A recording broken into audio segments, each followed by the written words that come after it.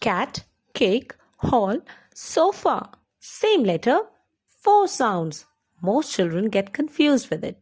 Let's understand it with the story Ada and her adventures. See, Ada.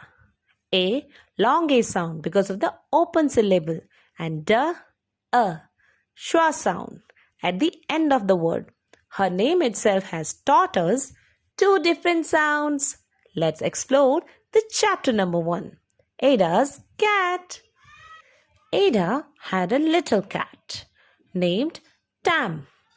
Tam liked to nap on the mat and bat at the lamp. "Good morning, Tam," said Ada with a clap. So we have discovered here the short A sound. A.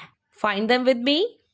Cat, Tam, nap, mat, bat, lamp, and clap. Clap for yourself. 7 words, 3 sentences. Chapter 1 done.